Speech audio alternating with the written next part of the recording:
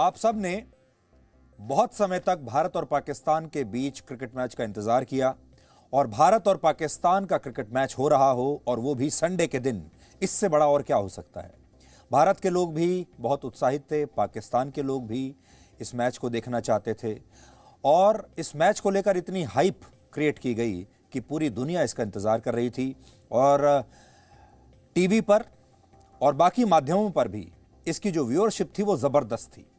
लेकिन भारत और पाकिस्तान के मैच के बाद क्रिकेट पर कम बात हो रही है और बाकी के गैर जरूरी मुद्दों पर ज्यादा बात हो रही है। यानी इस मैच के बाद एक नई बहस छिड़ गई। कहा तो यह जाता है कि खेल दो देशों को जोड़ता है, लेकिन ऐसा लगता है कि इस मैच के बाद पहले के मुकाबले कड़वाहट और बढ़ गई है। मोहम्मद शमी की मुसलमान होने की वजह से फर्जी ट्रोलिंग हुई और एक ऐसी छवि बनाने की कोशिश हुई कि भारत में मुस्लिम खिलाड़ियों के लिए हालात अच्छे नहीं हैं। आज इस पूरे मुद्दे पर बात करने के लिए हमारे साथ होंगे भारतीय क्रिकेट टीम के पूर्व खिलाड़ी और आप सब के चहेते मोहम्मद कैफ। और आज हम उनकी तरफ से ये कहना चाहते हैं, his name is Mohammad Kaif and he is a proud Indian. आज मोहम्मद कैफ आपको बताएंगे कि भारत में एक सच्चे मुसलमान होने का मतलब क्या है। 24 अक्टूबर को हुए मैच में भारत के पाकिस्तान के हारने के बाद मोहम्मद शमी की मुस्लिम होने की वजह से, उनके धर्म की वजह से फर्जी ट्रोलिंग हुई थी। पाकिस्तान के कुछ ट्विटर हैंडल से शमी के खिलाफ मुट्ठी भर ट्वीट हुए और हमारे ही देश के कुछ ब्लू टिक वाले अकाउंट्स ने इस ट्रोलिंग को हाथों हाथ ले लिया और फिर एक ये छवि बनाने की कोशिश की गई कि भारत में मोहम्मद शमी को जानबूझकर परेशान किया जा रहा है, उनकी ट्रोलिंग की जा रही है उनके धर्म की वजह से। इसके बाद आज मोहम्मद कैफ ने जी न्यूज पर एक ब्लॉग लिखा है हमारी वेबसाइट पर और उस ब्लॉग में उन्होंने बहुत अच्छी बातें लिखी हैं और आज वो ब्लॉग मेरे पास है। वो इस लेख में ये बताते हैं कि एक बार जब वो पाकिस्तान के दौरे पर खेलने के लिए गए थे तो वहां बहुत सारे लोग उनसे ये जानना चाहते थे कि भारत में एक मुसलमान होना कैसा होता है और इस सवाल का उन्होंने क्या जवाब दिया था वो इन्होंने इस ब्लॉग में लिखा है। और ये ब्लॉग हम कहेंगे कि सबको पढ़ना चाहिए और ये ब्लॉग आपको znews.com पर मिलेगा। इस ब्लॉग पर बात करने के लिए और मोहम्मद शमी के साथ जो कुछ हुआ उस पर बात करने के लिए इस समय मोहम्मद कैफ हमारे साथ मौजूद हैं लाइव। तो कैफ भाई, आपका बहुत बहुत स्वागत है जी न्यूज पर।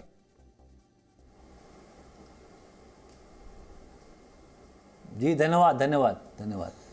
पहला सवाल आज मैं आपसे यही पूछना चाहता हूं कि हाल ही में मुझे याद है जब ये मैच शुरू होने से पहले हमारी मुलाकात हुई थी डीएनए में और सब बड़े एक्साइटेड थे इस मैच के बारे में, लेकिन मैच के बाद जो कुछ हुआ वो बहुत कड़वाहट छोड़ गया। खास तौर पर मोहम्मद शमी की जिस तरीके से ट्रोलिंग की गई उस पर आपकी पहली प्रतिक्रिया क्या है? नहीं देखिए, खिलाड़ी तो हमेशा अपना 100% करता है और मोहम्मद शमी एक बहुत काबिल गेंदबाज है। उनके नाम 300 अंतर्राष्ट्रीय विकेटें हैं। तो देखिए, एक अकेले की वजह से टीम तो नहीं हारती। तो मेरे ख्याल से ये जो भी आप ट्रोल की बात कर रहे हैं या जो प्लेयर्स हैं, खिलाड़ी हैं, उनको ऐसा नहीं करना चाहिए क्योंकि ये हार जीत तो होती है और भारत ने पाकिस्तान को पहले कई बार हराया। ऐसा नहीं कि हम उनसे हमेशा हारते हैं। एक एकाध मौका था जहाँ पाकिस्तान जीत गया, पर इसमें एक प्लेयर को पकड़ के उसको आप उसको ट्रोल करो, उसको गलत सलत बोलो। लोग धर्म की बात कर रहे हैं, लोग बोले देश से निकल जाओ। थोड़ा सा दुख हुआ, मुझे खुद दुख हुआ क्योंकि मैं इंडिया के लिए खेला हूँ। मैं समझ सकता हूँ क्या जज्बात लेके खिलाड़ी मैदान पे उतरता है। वो उसका ज़िंदगी भर का एक जो सपना होता है कि इंडिया कैप पहने, तिरंगा अपने जो टी शर्ट मिलती है तिरंगा यहाँ लगा होता है, वो गर्व के साथ मैदान पे उतरता है। उसका ज़िंदगी भर की मेहनत है ये। तो इस तरह से अगर आप एक मैच के बाद किसी को बुला भरा बोलेंगे, देखिए आप आलोचना कर सकते हैं, आलोचना करिए। हम भी प्लेयर थे, हमें भी आलोचना हमारी हुई जब हम खराब खेले। हम जब आप कोच हैं तो हम भी आलोचना करते हैं। पर ये जात धर्म, हिंदू मुस्लिम और देश से निकल जाओ कहीं और जाके रहो, ये मुझे थोड़ा सा मुझे आश्चर्य हुआ कि ऐसे भी लोग हैं जो इस तरह से बात कर सकते हैं। जी, आपने अपने ब्लॉग में एक घटना का जिक्र किया है 2004 में जब आप भारतीय टीम में थे और टीम पाकिस्तान खेलने के लिए जा रही थी और आपकी जाने से पहले मुलाकात हुई टीम की उस समय प्रधानमंत्री अटल बिहारी वाजपेयी से, और वाजपेयी जी ने आपको पाकिस्तान जाने से पहले कहा जी जी। खेल भी जीतना और दिल भी जीतना। और आपने हमेशा एक खिलाड़ी के तौर पर यह कोशिश की कि खेल भी जीतो और दिल भी जीतो। लेकिन आपसे सीधा सवाल मैं ये पूछना चाहता हूं कि इस बार पाकिस्तान ने खेल तो जीत लिया, लेकिन क्या उन्होंने दिल भी जीता?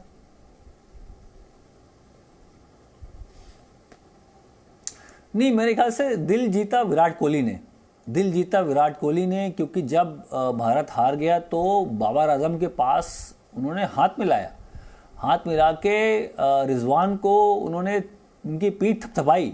तो ये स्पोर्ट्समैन स्पिरिट दिखाया। खेल में हार जीत होती है और बहुत बुरी तरह से हारी भारत, फिर भी विराट कोहली के चेहरे पे थोड़ी सी मुस्कुराहट थी कि चलो आज हम अच्छा नहीं खेल पाए, पाकिस्तान अच्छा खेली, मुबारक हो बाबर आजम। ये उनका एटीट्यूड था और मुझे बहुत पसंद आया। और 2004 की आप बात करें तो हमारे प्रधानमंत्री उस वक्त अटल बिहारी वाजपेयी साहब ने ये हमको संदेश दिया था। हम सब उनसे मिलने भी गए थे। जब हम पाकिस्तान दौरे से पहले उनके आवास गए थे, आवास में उन्होंने हमको इनवाइट किया था चाय पे। पूरी टीम वहाँ थी, सौरभ गांगुली कप्तान, सचिन तेंदुलकर, राहुल द्रविड़, सब वहाँ मौजूद थे। उन्होंने बड़े प्राउडली हमको बोला कि खेल भी जीतना है और दिल भी जीतना है। ये प्रधानमंत्री की वाणी थी, उनके ज़बान से बात निकली। और हम जब पहुँचे तो हम क्रिकेट के एम्बेसडर के रूप में वहाँ पहुँचे कि हम खेलने भी आए हैं जीतने के लिए, और यहाँ प्यार का भी संदेश लेके आए। लोगों से मिलेंगे, आवाम से मिलेंगे, जो प्लेयर्स हैं उनके साथ हम प्यार मोहब्बत की बातें करेंगे। ये इस तरह से हमारा एक जो एटीट्यूड था हम उसके उस तरह से उतरे पाकिस्तान। जी, आप एक इंडियन मुस्लिम के तौर पर पाकिस्तान गए खेलने के लिए, भारतीय टीम में आप खेल रहे थे। पाकिस्तान के बहुत सारे लोग आपसे जानना चाहते होंगे, पाकिस्तान के लोग, वहां के खिलाड़ी एक इंडियन मुस्लिम होने के नाते आपसे क्या पूछते थे, क्या बात करते थे? जी नहीं, देखिए पाकिस्तान की जो आवाम है बहुत बहुत हम लोग को बड़ा प्यार दिया। 2004 में हमें याद है कि कोई भी आप अगर शॉप में जाते हैं, कुछ खाना खाया या कुछ शॉपिंग करी, तो वो उनका कहना है कि अरे आप तो हमारे मेहमान हैं, आपसे हम क्या पैसे लेंगे। पैसे भी नहीं लिए। बहुत सारे ऐसे वाक़े हुए जहां हमको लगा कि यार हम थोड़ा डरे हुए थे। बहुत साल के बाद पाकिस्तान गए, मैं तो पहली बार वहां गया था, पर वहां की आवाम भी, जनता भी जानना चाहती है कि भारत में क्या होता है, इंडिया में लोग कैसे रहते हैं, स्पेशली मुसलमान कैसे रहते हैं वहाँ। तो बहुत बार सवाल हुआ मुझसे कि आप कैसे लोग आपसे बिहेव करते। मैंने कहा भाई मैं 2000 में भारत का कप्तान था। जब हम अंडर 19 वर्ल्ड कप जीते तो मैं कप्तान था, और हमारे जो राष्ट्रपति हैं वो अब्दुल कलाम साहब हैं। तो थोड़ा सा मुस्कुराए और बस इतना ही थी मुस्कुराहट, उनका आंसर था। लेकिन उनके मन में क्या इंप्रेशन रहता है? क्या उन्हें इस बात का डर रहता है कि वहाँ हालात ठीक नहीं हैं भारत में मुसलमानों के लिए, या आपको लेकर चिंतित रहते थे? क्या आपसे क्या सुनना चाहते थे वो?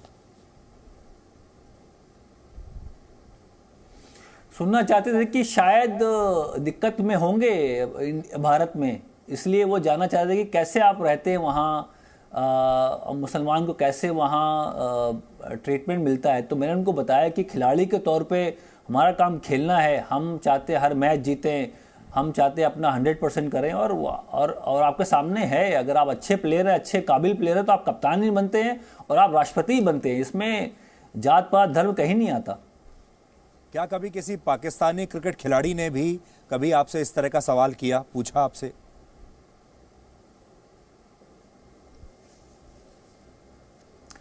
नहीं, जो पाकिस्तान में खिलाड़ी को तो पता होता है, पाकिस्तान की टीम इंडिया कई बार आ चुकी होती है, उनको हालात से वो काफ़ी उनको मालूमात रहती है। पर जो लोकल लोग हैं, जो पाकिस्तान से बाहर नहीं निकलते, उनके लिए हम जब वहाँ पहुँचे बड़ी बात थी। जो लोकल, हम जब रेस्टोरेंट में किसी से मिले या होटल लॉबी में किसी से मिल रहे हैं, तो वो बहुत उत्सुक थे कि क्या होता है भारत में। बाकी तो भारत, देखिए पाकिस्तान की टीम तो बहुत बार भारत आ चुकी है, उनको जो प्लेयर खिलाड़ी होते हैं उनको ज़्यादातर चीज़ें पता होती हैं। पर जो लोग आवाम हैं, लोकल लोग हैं, जो ज़्यादा ट्रैवल नहीं करते, पाकिस्तान से बाहर जाना इतना होता नहीं, तो वो बहुत उत्सुक थे कि किस तरह से बर्ताव होता है मुसलमानों के साथ भारत में। जी, कैफ साहब, जी न्यूज़ लगभग 180-190 देशों में जाता है, और आप जानते हैं एक पूरा एक वर्ग ऐसा है जो कि इस बात पर विश्वास करना चाहता है और बाकी लोगों को भी ये छवि पेश करना चाहता है कि भारत में मुसलमान सुरक्षित नहीं है, भारत सही मायने में सेक्युलर नहीं है। और वो सब इस समय आपको सुन रहे हैं और आपकी ये बातें उन्हें बड़ी चुभ रही होंगी, क्योंकि आप उनके पूरे एजेंडे को नष्ट कर रहे हैं, डिस्ट्रॉय कर रहे हैं। आपसे हम पूरी दुनिया जो सुन रही है उसके लिए जानना चाहते हैं कि आप एक मुस्लिम प्लेयर हैं, इस्लाम को मानने वाले प्लेयर हैं। क्या कभी आपको ऐसा लगा भारत में कि आपके साथ कोई पार्शियलिटी हुई है? कहीं आपको इस बात का खामियाजा भुगतना पड़ा कि आप इस्लाम को मानते हैं? कहीं आपको इस बात के लिए कम मौके दिए गए, या आपके साथ लोगों का व्यवहार उतना अच्छा नहीं रहा, प्यार में कोई कमी नहीं? आप अपने तजुर्बे से आप हमें बताइए और दुनिया को भी बताइए। नहीं, मैंने आपको बताया जो उत्तर मैंने पाकिस्तान की आवाम को दिया था कि मैं अंडर 19 वर्ल्ड कप भारत का प्रतिनिधित्व कर चुका हूं बतौर कप्तान, और हमारे जो राष्ट्रपति हैं वो एपीजे अब्दुल कलाम साहब हैं। तो वही आंसर मैं आपको भी देना चाह रहा हूं, जो सुनने वाले लोग हैं उनको भी देना चाह रहा हूं कि आप में अगर आप में काबिलियत है, आप काबिल हैं, आप मेहनती हैं, आप में स्किल है, तो और जौहर दिखा सकते हैं मैदान में। खिलाड़ियों की बात कर रहा हूँ मैं सिर्फ बतौर यहाँ जो रिप्रेजेंटेशन है मेरी, वो बतौर खिलाड़ियों के तौर पे आया हूँ, क्योंकि जो शामी के साथ जो ट्रोलिंग हो रही है, मेरा आने का मकसद सिर्फ वही है कि बतौर खिलाड़ी मैं क्या संदेश दे सकता हूँ। जो लोग ट्रोल कर रहे हैं, जो लोग गलत फहमी में हैं, उसमें बहुत अच्छे लोग भी हैं जो शामी को सपोर्ट भी कर रहे हैं, उनकी जो अच्छी बातें वो बता रहे हैं, वो काबिल प्लेयर हैं शामी। तो जो ट्रोलिंग वाले जो इलाका है वो बहुत छोटा है, 100-200 लोग होंगे, पर भारत की करोड़ों जनता उनको सपोर्ट कर रही है। इसलिए मुझे खुशी हुई और इसलिए मैं आया हूँ टीवी पे ये बात बताने की कि अच्छे प्लेयर की यहाँ कदर है। छोटे मोटे थोड़े बहुत जो ट्रोल करते हैं उससे इतना परेशान नहीं होना चाहिए, पर सही लोग भी जो रियल फैन है वो शामी को अच्छी बातें बोल रहे, बैक कर रहे हैं। इसके बाद मुझे बड़ा खुशी है, मुझे अच्छा लगा। और आपने बताया पार्शियलिटी की बात, तो मैंने बोला आपको कि आप में काबिलियत है, आप अच्छे हैं तो आपको मौका मिलेगा। जी, आपने अपने ब्लॉग में लिखा है, my wife is a Hindu and at our home there are celebrations and feast for both Eid and Diwali. और एक पेरेंट्स के तौर पर भी आप अपने बच्चों को दोनों धर्मों के बारे में शिक्षा देते हैं। और आखिरी लाइन बड़ी आपकी इंटरेस्टिंग है, वो लोगों को मैं पढ़ के सुनाना चाहता हूँ। आपने लिखा, I better get going as I need to help Pooja with cleaning our house before Diwali. तो दिवाली से ठीक पहले आपके घर में अभी तैयारी भी चल रही है और आप अपने घर की सफाई भी कर रहे हैं। उसके बारे में आप बताइए, because you are a unique couple, और ये एक बहुत अच्छा केस स्टडी हो सकता है पूरी दुनिया के सामने। नहीं, मुझे तो बड़ा गर्व है कि मैं भारत जैसे देश में पैदा हुआ और मुझे हर तरह की अलग अलग संस्कृति जानने का मौका मिला। मैं तो इलाहाबाद से आता हूँ, प्रयागराज उसका नाम अभी हो गया है। तो वहाँ तो दशहरा, दिवाली, होली, ईद, इतने लोग मिल के मनाते थे, मिल के। मेरा तो एक्सपीरियंस ही वही है, तजुर्बा जो मैं शेयर करता हूँ अपनी वाइफ से, जो मेरे वाइफ साइड की फैमिली है उनको बताता हूँ। तो मैं जहाँ से अपब्रिंगिंग, वहाँ तो सारे धर्म के लोग, हिंदू मुस्लिम, साथ में मिल के फेस्टिवल मनाना। हमारे यहाँ जो हमारे क्रिकेट के ग्रुप था वो ज़्यादातर संगम के आसपास काम करता था। वो हमारे घर पे आके सेवई खाना, बैठना, सेलिब्रेट करना, इस तरह से, इस कल्चर से मैं आया हूँ। तो मैं अपने आप को बहुत एक नसीब वाला मानता हूँ कि मैं इस देश में, मैंने हिंदू कल्चर भी देखा, मैंने मुस्लिम कल्चर भी देखा, और अपने बच्चों को वही सिखा रहा हूँ कि दिवाली भी मनानी है, होली भी मनानी है, ईद भी मनाना है, और सबसे के साथ मिलजुल के रहना है। जी, अब आपसे एक थोड़ा सा कड़वा सवाल मैं पूछता हूँ। जब ये मैच पूरा कंप्लीट हो गया, और ये कड़वे सवाल नहीं थे पहले वाले नहीं, ये तो थोड़े हल्के और थोड़े मीठे सवाल थे। ये आप ऐसा समझ लीजिए, ये थोड़ी आसान बॉल थी। सवाल थे। नहीं तो अच्छा, ये वार्म अप था, वार्म बॉल थी मेरे ख्याल से। हाँ। आप हेलमेट पहन लीजिए। जी, मैं आपसे ये जानना चाह रहा हूँ कि जब ये मैच खत्म हो गया, नहीं, बोलिए। उसके बाद पाकिस्तान के जो पूर्व खिलाड़ी हैं, वकार यूनुस, आप जानते होंगे, उन्होंने टीवी पर बैठकर कहा कि मेरे लिए तो सबसे अच्छा जो एक्सपीरियंस था वो ये था कि उनके खिलाड़ी ने मैदान में सबके सामने हिंदुओं के बीच उन्होंने नमाज पढ़ी। उन्हें इस बात का अच्छा लगा। वो ये कहते हैं कि उसकी बैटिंग से भी ज़्यादा अच्छा मुझे ये लगा कि उन्होंने हिंदुओं के बीच बैठकर नमाज पढ़ी। फिर पाकिस्तान के जो एक और मिनिस्टर हैं वो ये कहते हैं कि हमारे लिए तो यही जीत वर्ल्ड कप की जीत से भी बड़ी है, और ये पाकिस्तान की नहीं है बल्कि ये इस्लाम की भी जीत है, यानी इसको उन्होंने एक धर्म युद्ध में बना दिया। तो इस पर आप क्या कहना चाहते हैं? नहीं, मैं खिलाड़ी के तौर पर बात करूंगा। खिलाड़ी का जो संदेश आया, वकार साहब, वकार यूनुस बड़े बड़े गेंदबाज थे, उनके हम सब कायल उनके गेंदबाजी की, ऐसी बात नहीं है। भारत में उनके बहुत सारे फैंस हैं वकार यूनुस के। पर जब खिलाड़ी बोलता है तब दुख होता है। खिलाड़ी क्या है? खिलाड़ी पॉलिटिक्स से, धर्म से, नफरत से बहुत ऊपर है। खिलाड़ी हमेशा इंस्पायर करता है। उसको लोग अलग नज़रिए से देखते हैं कि ये क्या कर रहा है, क्या बोल रहा है, उसको लोग फॉलो करते हैं। फैन फॉलोइंग प्लेयर्स की क्यों इतनी ज़्यादा है? क्योंकि खिलाड़ी हमेशा अपना ईमानदारी से काम करता है, मेहनत करता है, भारत के लिए प्रयास करता है मैच जिताने का। तो ये जो फैंस हैं उनको पता है कि खिलाड़ी बिल्कुल साफ दिल के होते हैं, ईमानदार होते हैं, इसलिए वो उनको फॉलो करता है, उनकी बातें सुनता है। तो हमेशा खिलाड़ियों को ध्यान रखना चाहिए कि गलती से भी ऐसा शब्द ना इस्तेमाल करें या निकल जाए। बाद में माफ़ी मांगी वकार साहब ने, ऐसी बात नहीं, वकार यूनुस साहब ने माफ़ी मांगी कि मैं जज्बात को समझता हूँ, मेरे में कोई ऐसी हार्ड फीलिंग्स नहीं है, वो एक्साइटेड हो गया, ऐसी बात निकल गई। पर नहीं निकलनी चाहिए।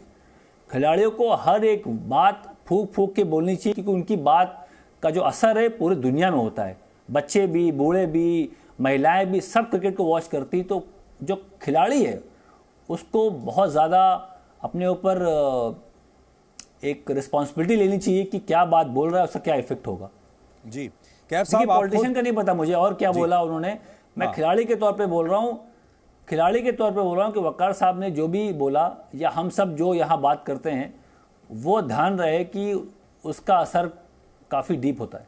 जी, आप खुद इस्लाम को मानने वाले खिलाड़ी हैं और हमारी भारत की टीम में बहुत सारे लोग ऐसे हैं जो इस्लाम को मानते हैं, लेकिन जब हम पाकिस्तान की टीम को मैदान में देखते हैं तो वो अक्सर मैदान में ही नमाज पढ़ते हैं और करोड़ों लोग टीवी पर उन्हें देखते भी हैं। क्या आपने भी कभी मैदान पर मैच के बीच में ऐसे नमाज पढ़ी है, या हमारे किसी बाकी खिलाड़ी ने इस तरह मैदान के बीच में ही नमाज पढ़ी हो? या ये इंडियन मुस्लिम और पाकिस्तानी मुस्लिम के बीच में एक ये अंतर है?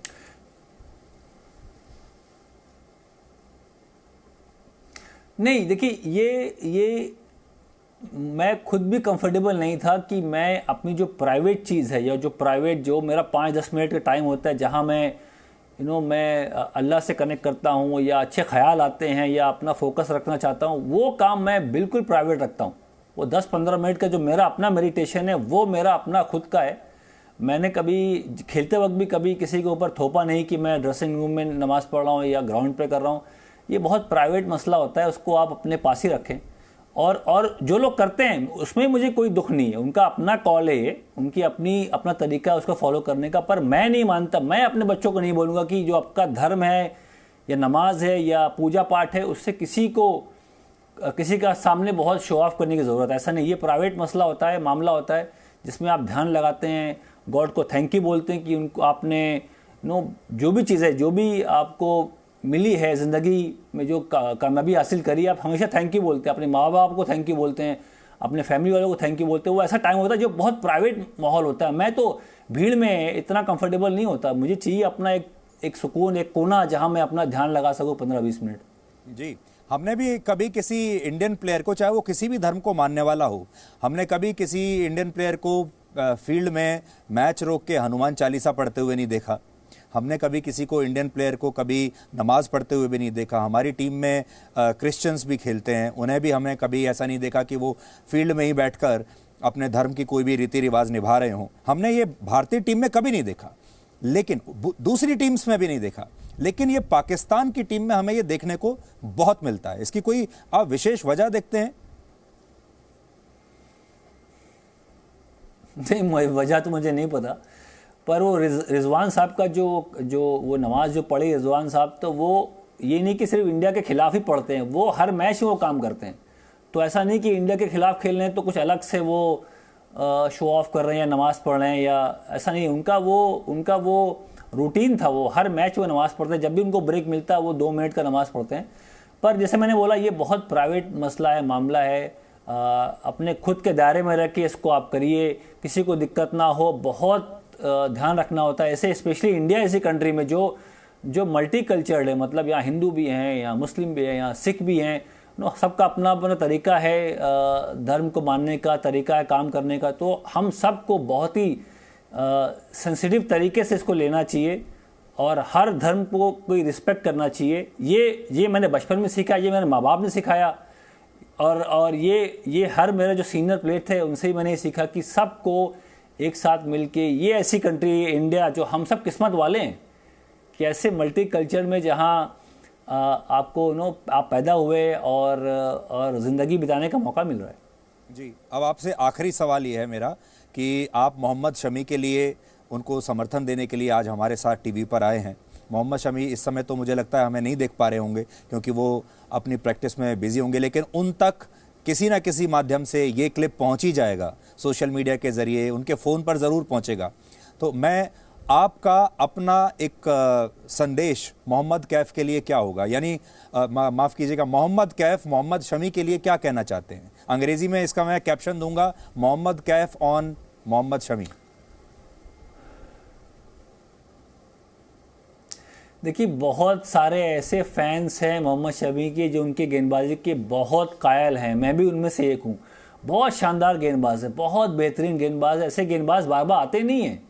ये भारत किस्मत वाला है कि ऐसे गेंदबाज उनको मिले। शमी हो गए, बुमराह हो गए, ईशांत शर्मा हो गए, अश्विन हो गए, ये सब के नाम 300-400 विकेटें हैं भारत के लिए। तो मेरे ख्याल से एक आध मैच खराब होता है सबका, और सिर्फ शमी का अकेले का मैच खराब नहीं था, वहाँ बुमराह भी थे, उनको विकेटें नहीं मिली, वहाँ वरुण चक्रवर्ती थे, भुवनेश कुमार, तो उनको विकेटें नहीं मिली। तो सबका दिन खराब था, बल्लेबाजी अच्छी नहीं हुई, ओपनिंग पार्टनरशिप नहीं हुई।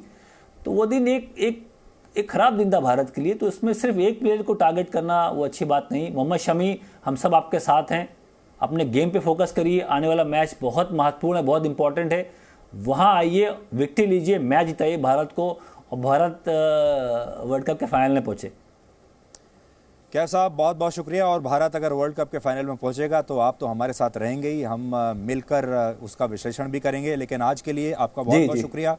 और जैसा कि आपने अपने ब्लॉग में लिखा था, आप दिवाली की तैयारी कर रहे हैं, घर में इस समय आपके साफ़ सफाई चल रही है, तो आपको पहले से एडवांस में हम शुभ दीपावली, हैप्पी दिवाली की बहुत बहुत शुभकामनाएं आपको देना चाहते हैं। हैप्पी दिवाली। जी, शुक्रिया आप सभी को भी। Thank you, thank you, thank you, thank you so much.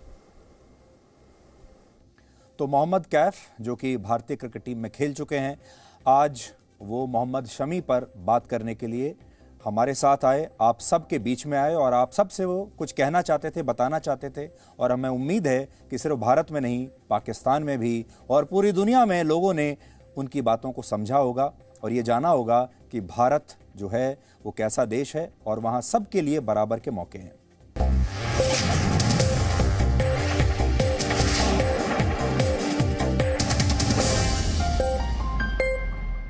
Presenting B News app, available on Google Play and App Store. Download it now.